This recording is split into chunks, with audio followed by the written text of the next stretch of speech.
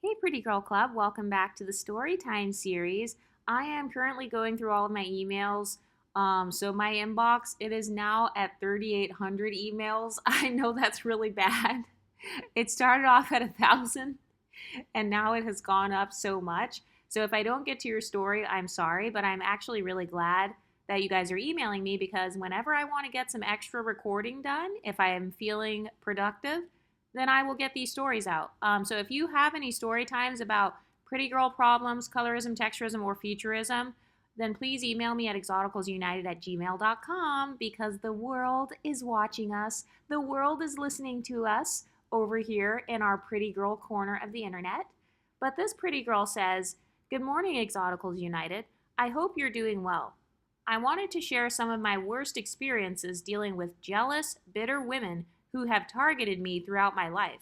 As a black passing, butter pecan Scottish princess with LMI features and a plus size pear shaped body that I've had since the age of 10, I have unfortunately faced cruelty from envious individuals multiple times. The first incident occurred when I was a freshman in middle school. I was the only student without a record as thick as the yellow pages from the early 70s. One day in Spanish class, my teacher asked me to come to the board to conjugate verbs. While I was focused, a classmate violated my personal space by grabbing me without my consent. I immediately defended myself, and she ended up facing consequences for her actions. The second incident happened when I worked at Starbucks as a teenager.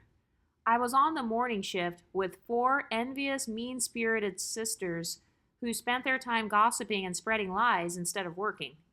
One day I overheard them making fat-phobic comments about me while I was on my break eating my favorite snack, chocolate covered almonds. I distanced myself from them, which made them even more bitter. Eventually, they even started taking photos of me without my consent. When I reported it to my boss, he ignored me and failed to hold them accountable for their inappropriate behavior.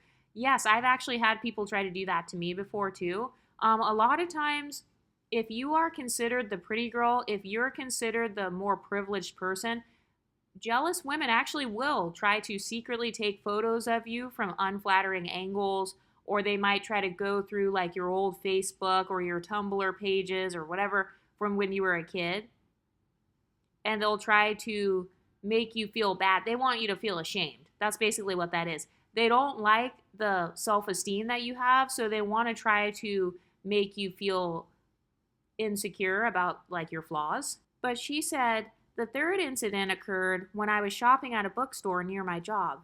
As I browsed the shelves, a group of grown, jealous women started singing a rap song with the lyrics, "She gon' shake it like a red bone." One of them, looking like an ashy troll under a bridge, then turned to me and said, "I hate red bone people." I was already grieving the loss of my dog and was hoping to find something in the bookstore to lift my spirits, but instead I left feeling even worse. So she walks into a store and people are literally coming up to her saying they hate red bone people. That's actually similar to when I posted that video of that one mixed girl who went into the beauty supply store, and then the unambiguous girls were like, "You're not even supposed to be here at the beauty supply store." It's like it's giving that sort of energy. And I feel like that's a common experience with us exoticals because I know for me, one time I was at this natural hair event and I happened to get some free like leave-in conditioners, and somebody was like, "She's not even natural." And she started talking about how the natural hair movement is only for like type 4, like kinky hair. So that's very similar behavior. So randomly coming up to exoticals and beauty supply stores, you've got my scenario with the hair thing, and now you got this exotical saying that somebody in a bookstore randomly says that they hate redbone people. And a lot of people watching this channel, they might think like, "Oh, they're all making it up." We can't all be lying. There are 30,000 people on this channel at this point who are validating what we're saying. So we can't all be making this stuff up. But she said the final experience involved a former coworker whom I initially considered a friend.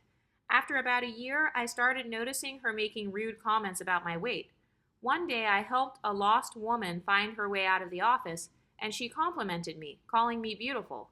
My coworker, clearly desperate for attention, ran up to the woman, hoping for a compliment, only to be looked at like a beggar on the street.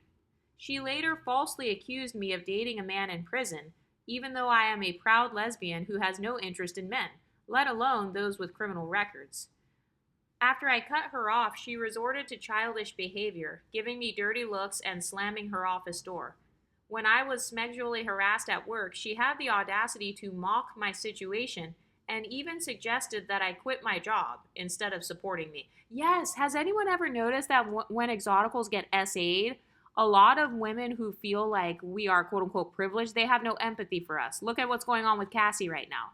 A lot of people have no empathy for her because, she's already privileged enough. So, haha, that's what you get. Too bad, you asked for it.